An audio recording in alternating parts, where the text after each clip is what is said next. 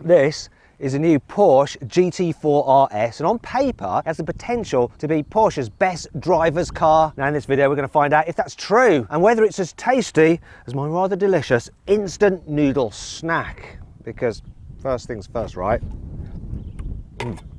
Beef and tomatoes, my favourite flavour. Buy, sell, car, wow. Let's start this video by talking about the engine.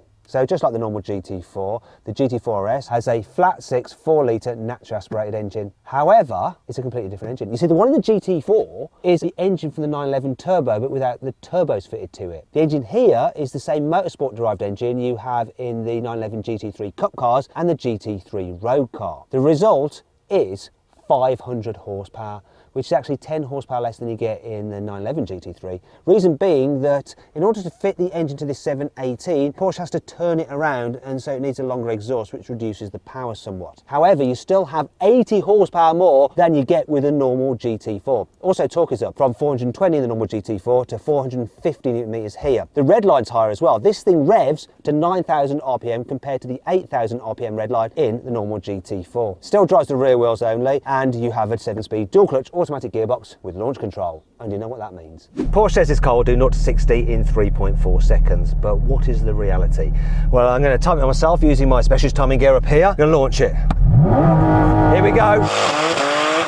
Oh, struggle with traction. 3.57. What's the quarter mile?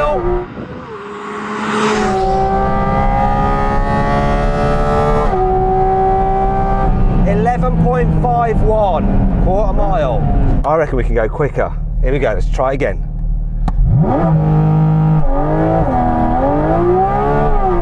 That hooked up better. 3.30. Oh yes, that was better. And a quarter mile time of 11.26. Oh, that's impressive. Now, if you pause the video, we're actually going to put on screen some other times of similar comparable cars to see how they did.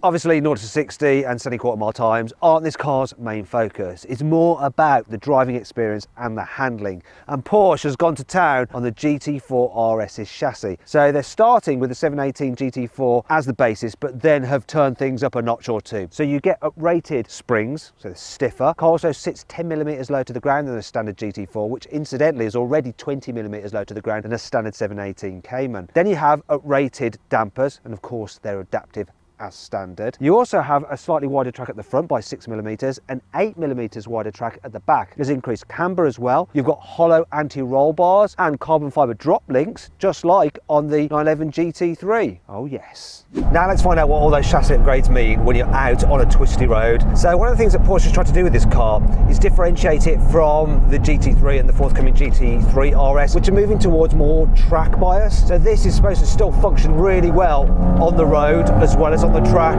So let's try it. So this route I'm doing is just like a country road. So there's undulations, there's odd camber changes, there's bumps. I've got the suspension in its softest setting, which is still firm, but it does go over bumps pretty well because the damping's so good. The brakes as well, they don't feel grabby, these carbon ceramics. Oh. Oh, you can feel it just hook up, and the steering is just so nice. It's just keyed into the road. Love it. And you can feel the car moving about beneath you as you change direction, but it's all very predictable and manageable.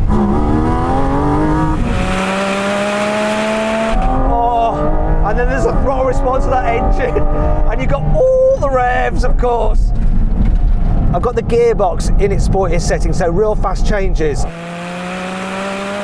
Oh, and the stability control, I can see it just kick in a bit there to help me out, but I didn't notice it, apart from the light flickering on the dash.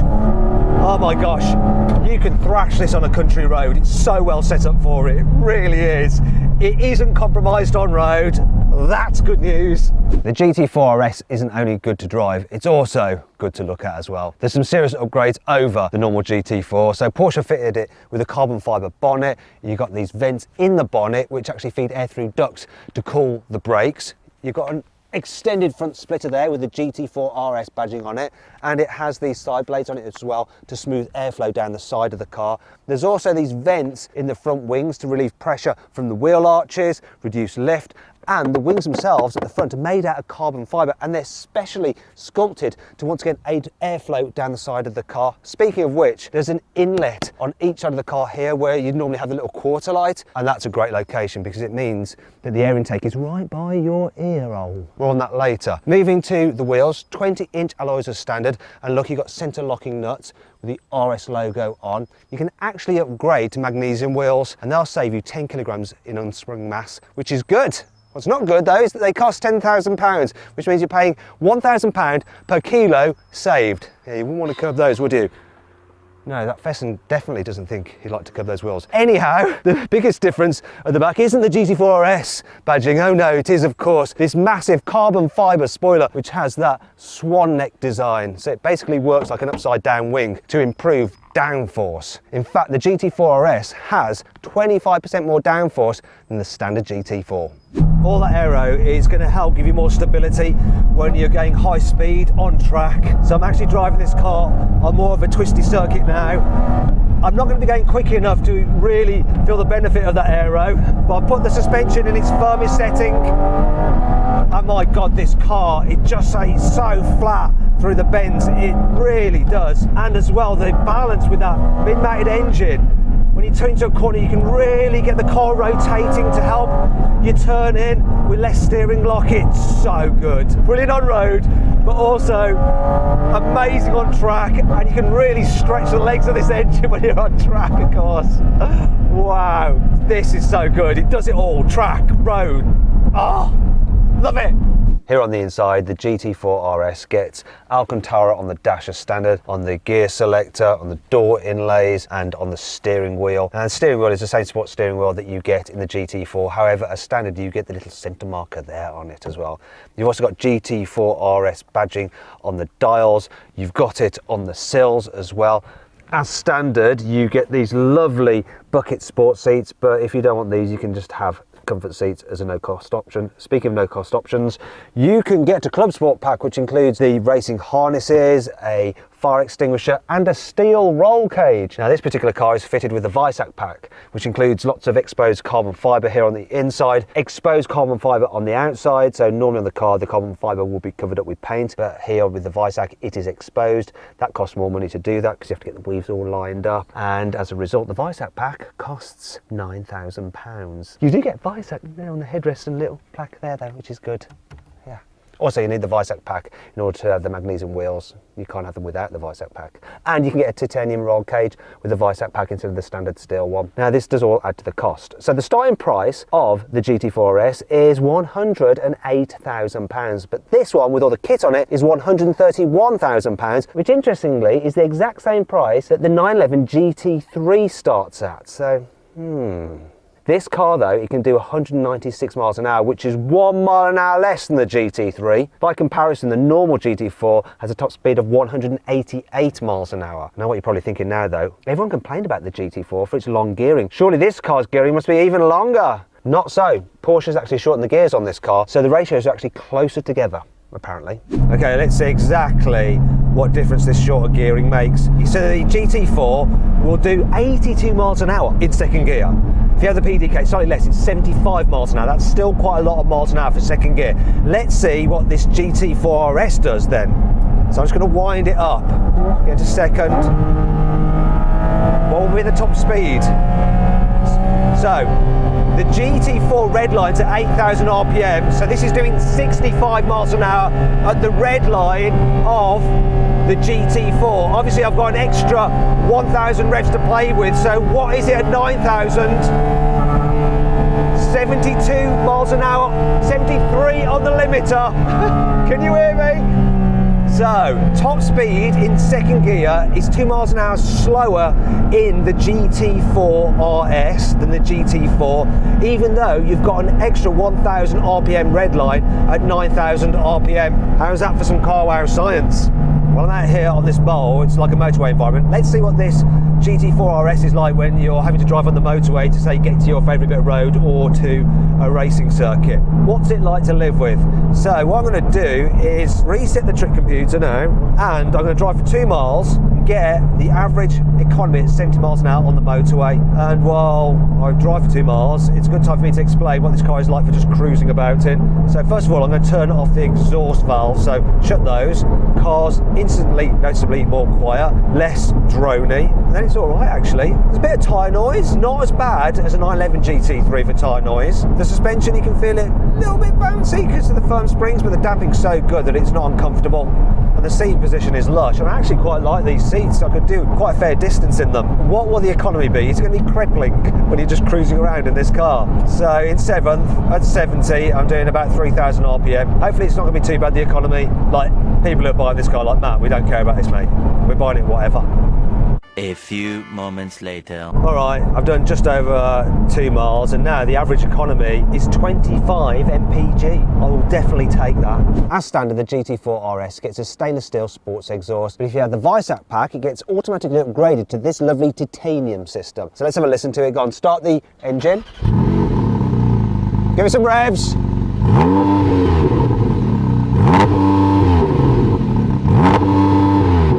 Okay, so we've got a bit of a soft limiter which stops you revving past 4,000 RPM when you're in park. However, if you put the car into drive, pull both panels up, it then lets you rev a little bit higher. So now rev it up.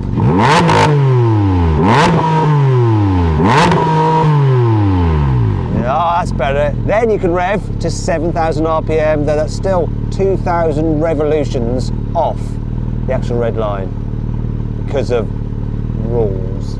The thing about this car isn't the noise it makes on the outside so much, because noise regs just affect everything these days, but there's no noise regulations inside the car, and because you've got a special air intake there right by your ear hole, oh, you can play this car like a musical instrument, especially with this PDK gearbox.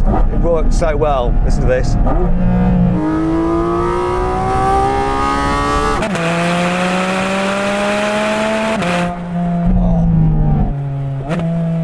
Oh, that is nuts. The best bit is the final 1,000 RPM. Just listen to the note change here when it goes from 8 through to 9. Listen to this.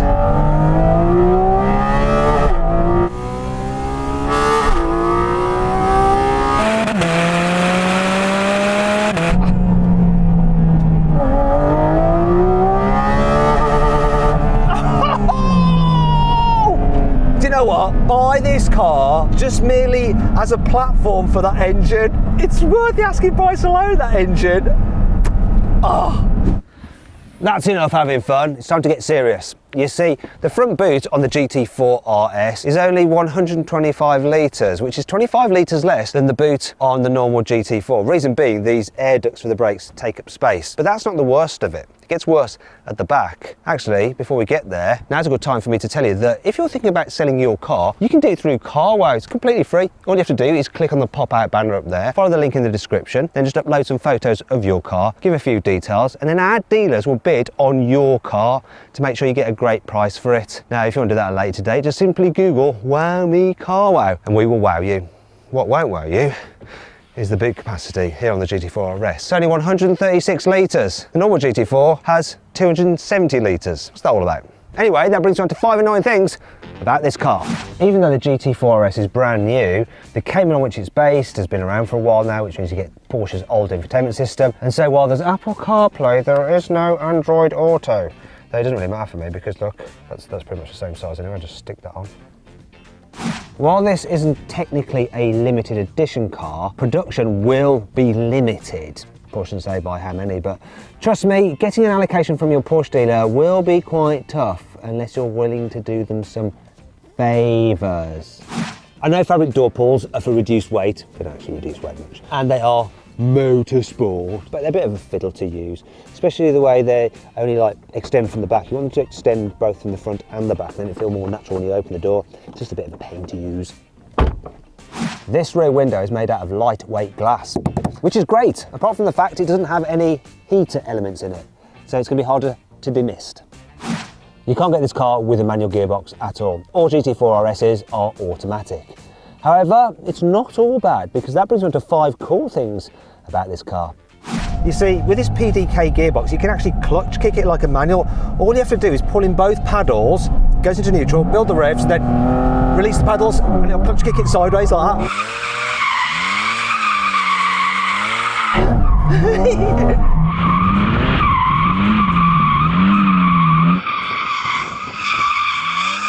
It's so easy to do.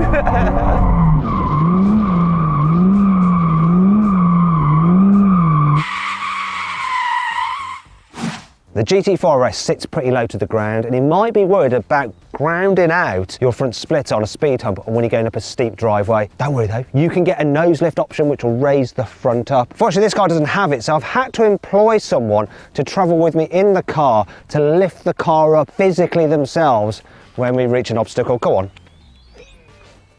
Yeah, it's rubbish. You're fired.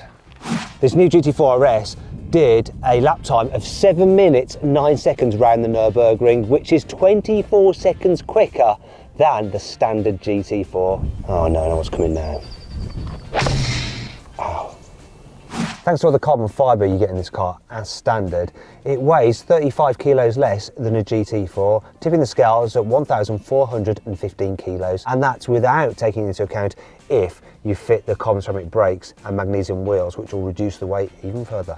The GT4 RS gets uprated brakes, so you have 408mm discs up front, gripped by 6 piston calipers, and at the back you've got 380mm discs, gripped by 4 piston calipers. And the discs themselves, they are dimpled rather than drilled, because apparently that's even better for cooling and cleaning your brake pads. These are the optional carbon ceramics, which are a £6,000 upgrade. So then you get 410mm discs up front, gripped by 6 piston calipers. At the back, there's 390mm discs, gripped by 4 piston calipers. Okay, I'm going to do a brake test from 100 miles an hour and see how long it takes this car to stop. I'll also be measuring it from 70 miles an hour to 0 as well.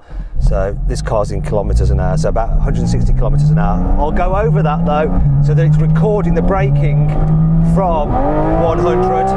Okay, here we go. Full emergency stop now. Oh, right, let's see the distance. Distance from 100, 80 metres, and from 70 miles an hour, it's 39 metres.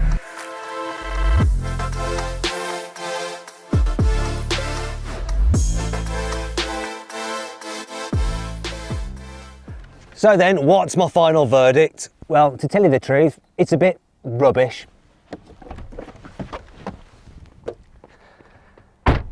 That pretty soon you won't be able to get cars like this anymore, because everything's going electric. So if you get the opportunity to buy a GT4 RS, absolutely do it. You will not regret it. Right, you didn't think I was saying the car was rubbish, did you? It's awesome. Duh. I hope you'll enjoy the video. If you did, please subscribe to this channel if you haven't done so already, and hit the bell icon to turn your notifications on. That way you won't miss a single upload. If you want to watch some more videos right now, click on those windows there, and if you click on that box there, you can go to carwow to sell your car. It's dead easy and it's completely free.